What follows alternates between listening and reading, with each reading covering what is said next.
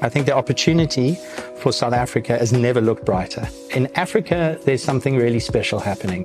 So whatever we're producing in South Africa, I think we should worry less about what the dollars and the euros are saying and worry a hell of a lot more about what someone in Nairobi or Ghana or someone is saying. That's where we should spend our time. Welcome to Wine in Focus, an Investec Focus radio vodcast series to awaken not only your appreciation of South Africa's world-class wines, but the diverse people behind a resilient industry that is a key driver of our economy.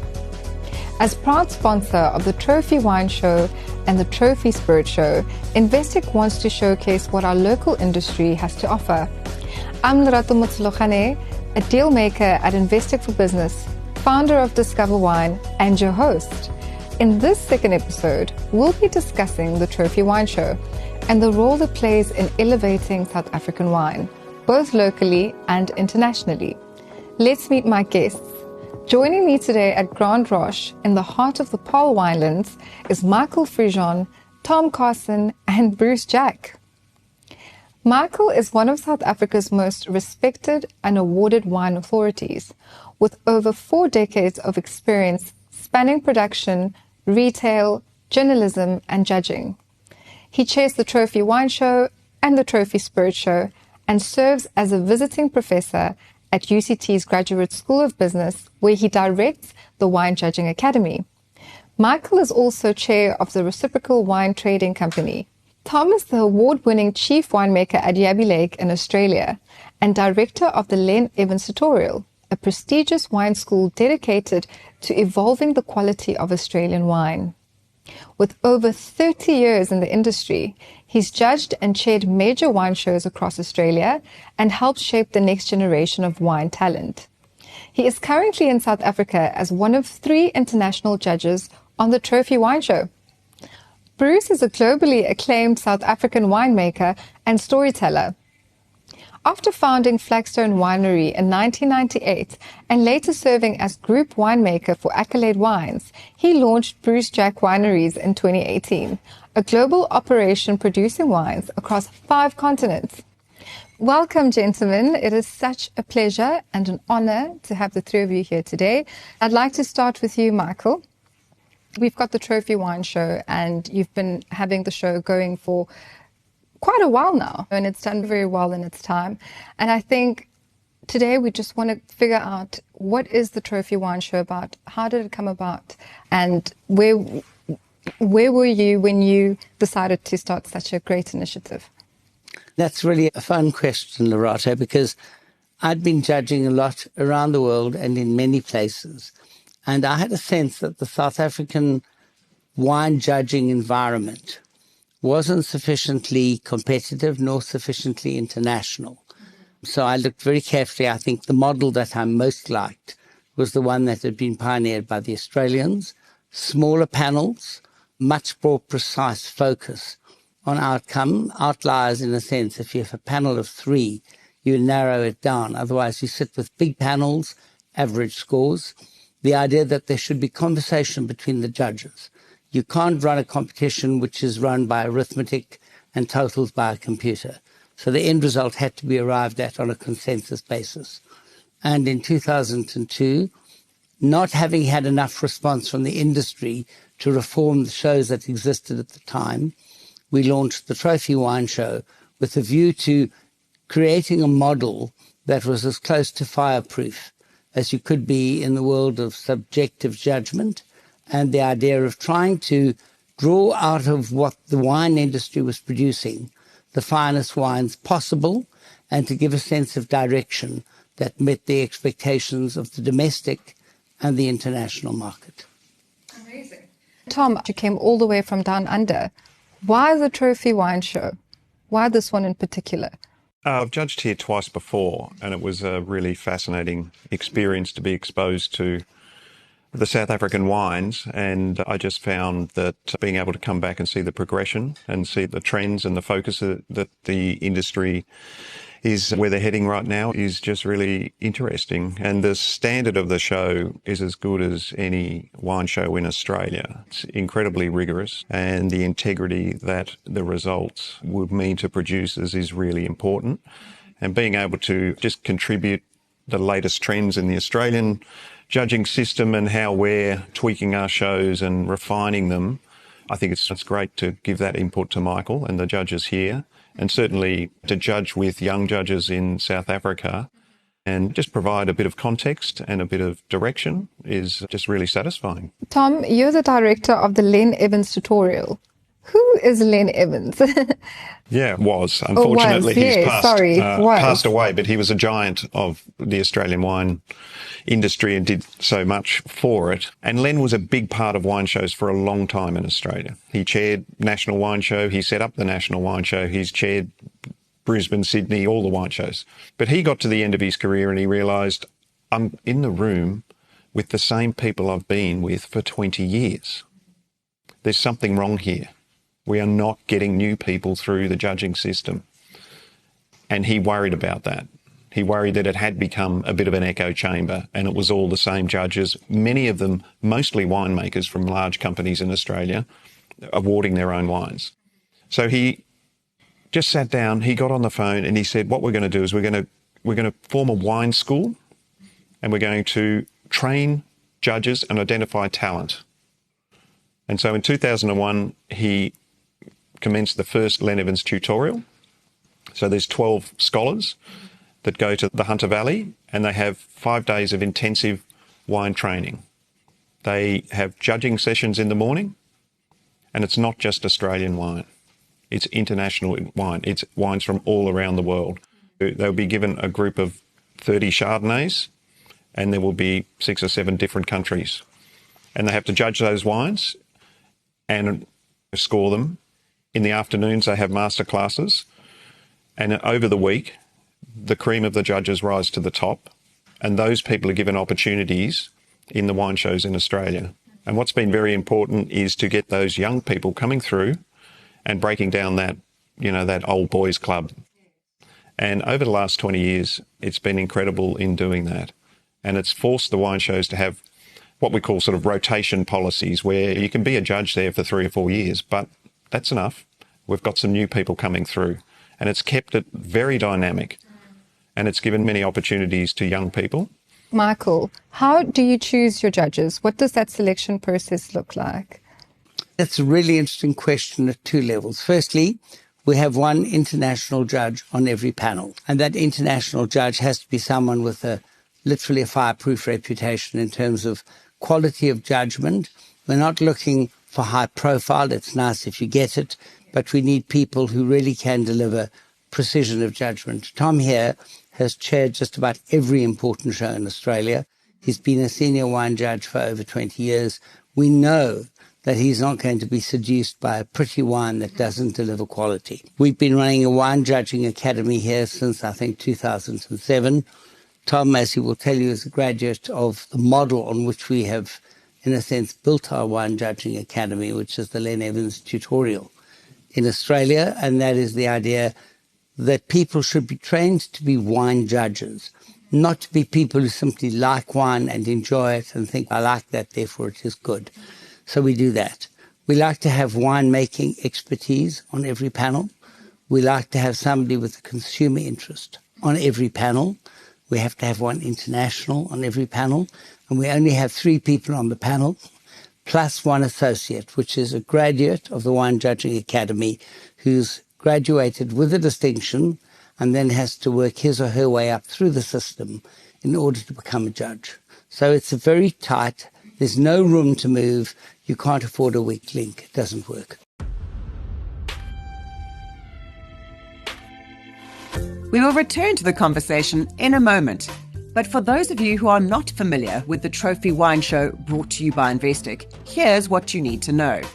It's an annual competition that sifts and sips through over 600 wines to identify South Africa's best. Winners will be announced on the 9th of June, and then you'll have a chance to experience all the award-winning wines at the Trophy Wine Show's great tastings. These are taking place in Cape Town on the 10th of June at the Cape Town International Convention Centre and in Johannesburg on the 12th of June at the Sandton Convention Centre. Investec private clients will enjoy a 20% discount when they use their Investec Visa card to purchase tickets on web tickets. Now, let's get back to that discussion. As a consumer of wine, I find that things like the Trophy Wine Show and these judging academies really aid and assist in when one has to pick a wine. If you look up the Trophy Wine Show and you see the ones that have gotten good rankings, it's a great way for one to then use that as a guideline. But apart from that, why is it good to have judging academies, and how is that of importance to the development of the South African wine industry? So it's really interesting. Before the Trophy Wine Show, wine judging was an echo chamber. The industry's competitions were driven by winemakers. They already had a house palate. They liked a style. They reinforced each other's views on what was a winemaking or wine judging aesthetic. And it bore no resemblance at all, firstly, to what consumers wanted, and secondly, most importantly, to what the international market expected. The result was there was a disconnect between what judges thought was good, what consumers wanted, and what the international market was ready to buy. And until we were able to bring those three components together, until we were able to bring international judges with a view that wasn't necessarily a comfortable one to South African producers, and until we had producers sitting in the room and hearing what the internationals had to say, all we were doing, in a sense, was reinforcing each other's prejudices. That's what we had to break. I love that you touched on the international market, because then it brings me to you, Bruce. You have done quite well in those markets. The export market, first of all, third-party endorsement in an environment which is so overcrowded. To have an endorsement from an organization like the Trophy Wine Show, which is so well organized and with such high-profile people, really helps everywhere. We've been able to track our success, not only in terms of exports, but also in terms of direct-to-consumer sales when we announce a really big award. It's a moot point whether or not you put all the medals on the label, and also I think there's a trick and a craft in how you talk about the award that you've got to the right sort of people, to the right sort of channel.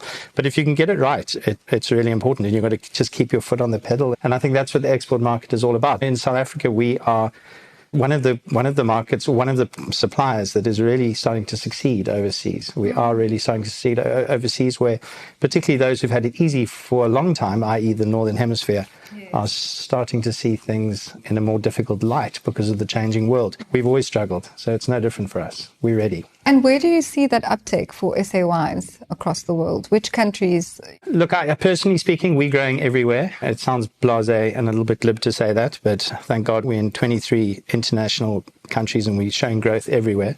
That is partly because we're new on the market as this new company. But I think also we've been at it a long time. We know what it takes. We know what sort of commitment it needs, what sort of sacrifice it needs. So our growth is coming, I think the majority of growth is coming from Africa. Now, this is the big step change for me. There's an awakening. First of all, Africa is one of the largest growing middle classes, and wine is part of an awakening in terms of what is cool and what's happening internationally and all that kind of stuff. I wouldn't call it aspirational as much as just experimentational. And there's this opportunity in Africa which suits South Africa because we are on the doorstep. And so we're seeing Africans starting to drink African wine. And beautiful. Thank God it happened in my lifetime. It is fantastic. No, that is amazing. And I just want to jump back to Tom here. You said you've been judging with the Trophy Wine Show. This would be your third year, so you've done it twice before. And the last time you were here was more than 10 years ago, 2013 to be exact. What do you think has changed? Have you seen it progressing? What are the changes you've picked up on? I think the quality of wine's improved, that's for sure. And I think the realisation that some of the great assets you have here in South Africa, like Old Vine Chenin Blanc, which is really unique in the world to have those assets, and the wines that are being made from those vineyards are really something amazing and should be celebrated.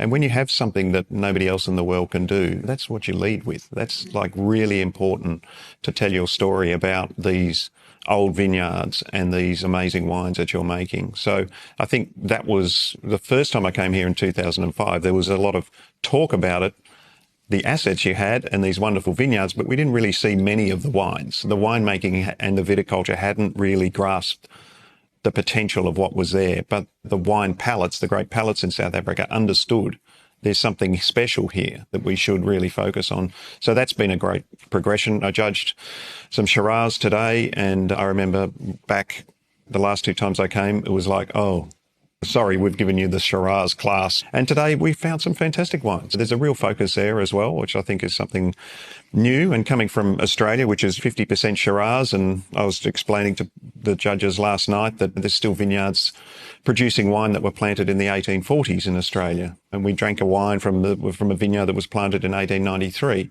And these sort of things were just, these sort of wines and that history that Australia has with Shiraz was really interesting for everybody, and to taste some really great examples today, some really modern winemaking and some obviously really smart viticulture to get those wines there was a delight. Amazing. I'm glad it's good feedback.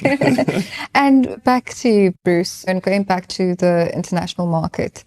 How do you think South Africa can continue and also grow in these markets? It's wonderful that Investec is investing in something like the Trophy Wine Show, because there is so much that South Africa can still achieve. In a way, we have it all lined up for us. Whereas I think our competitors around the world all have going through existential crises at the moment. We've been living in an existential crisis for a long time. We're coming out of it. Yeah. And I really mean that. So if you look at particularly in the Northern Hemisphere, the traditional winemaking countries, they are seeing huge drop in consumer uptake. So apparently less and less people are drinking wine. Like, I'm not seeing that. I'm seeing more and more people are being discerning about drinking wine. It's less an automatic thing and more a decision that's taken with some context in mind. And that's where South Africa has this wonderful opportunity, because I think we do work very hard, in some cases harder than most. And so as a result of that, we are there in the market waiting for the opportunity to tell our stories, and our stories are all authentic. There's no makeup stuff here because we're doing it all ourselves. Yeah, I think the opportunity for South Africa has never looked brighter. And that's just overseas where it's difficult. Yes. In Africa, there's something really special happening. There is an awakening of an African spirit, which we're just going to ride on the back of. And it is the best continent in the world at the moment and the best place to be. So whatever we're producing in South Africa, I think we should worry less about what the dollars and the euros are saying, and worry a hell of a lot more about what someone in Nairobi or Ghana or someone is saying. That's where we should spend our time. Gentlemen, thank you so much. We're coming to an end of this episode, and I just wanted to ask you one last question. It's a question that I've been asking everybody that's come on, and that is, where do you see, or where would you like to see the SA wine industry in the next 10 years?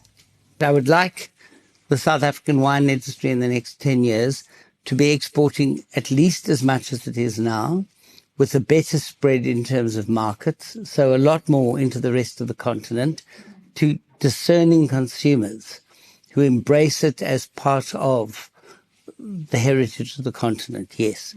I would like the international markets, which includes obviously Africa, but Europe, Australia, where there is an export market for South African wine, and the Americas, plural, and of course Asia, to recognize the Capeness, the South Africanness of our wines, not as would have been the case 20 or 30 years ago because of the discernible lack of evolution. I was going to say defects, but in fact, lack of modernity. I think that we are now making thoroughly modern wines that are not simple. And I think we will see more complexity and a statement that separates us, just as we recognize the Frenchness of French wines, the Americanness of Californian wines. I would like there to be a sense that when those wines are on the table, they're not global wines. They are South African wines in a global context. And if we achieve that in the next 10 or 15 years, we have moved a serious step forward. Tom? Oh, I wish you all the greatest success with South African wine. And I think the international market is tough, but wines that mean something in the international market are wines that have what we call a sense of place. You know, they are grown and made from a place where they are distinctly cannot be reproduced anywhere else. And I think that is the focus. The old vineyards in South Africa need to be protected, they need to be nurtured, and you need to have the right winemakers there at the helm. And then the best marketers taking those wines to the world, and that's how you'll maintain and increase your standing in the world, it seems to be a very bright future. We've done an enormous amount in the industry from a transformation perspective. I think a lot more than most other industries. Particularly from an agricultural perspective, we haven't been forced into that transformation like the mining industry, for example. We've done it internally, and that is starting to bear incredible fruit. I've actually just hired an assistant winemaker who's a Tsonga, and she's living out there on the farm with me at the southern tip of Africa, and it's all a bit of a shock to her. But it is, I am just blown away every day by how exciting she is about the wine industry, and I see in her the future, an incredibly bright future for South Africa. The next 10 years, I think, are going to start seeing a lot of that transformation really, particularly from the winemaking perspective, play out. I think partly it's going to be because the South African wine industry has got the second lease of life, which makes it an exciting industry, and also because I think of this cultural relevance of being a South African product and being embraced by all South Africans, and also because of this African opportunity that it's got a lot more significance. So that transformation needs to blossom and bloom and really take hold. And now I think in terms of what we do as a winemaking country, we need to keep on our toes. I think we're going to go into a period of relative fortune, and I think we must be careful not to get complacent. When we lose rugby games and cricket games, it's because we think we're better than the rest. And I think as long as we keep thinking we're the underdog, we're going to win. Oh, amazing. Thank you. Thank you so much. Thank you to you three. But before I let you go, I'd like to propose a toast. And this toast will be to the African spirits and wine, and to our amazing judges and experts. Cheers. Cheers. Thanks for listening to this episode of Wine in Focus, brought to you by Investec Focus Radio. You can also find all the episodes of the series at investec.com/wine in focus, or wherever you get your podcasts. If you enjoyed this episode, please rate it, leave a comment, and forward it to your friends and colleagues. The views expressed are those of the contributors at the time of publication and do not necessarily represent the views of the firm and should not be taken as advice or recommendations. Investec Bank Limited, an authorized financial services provider and registered credit provider.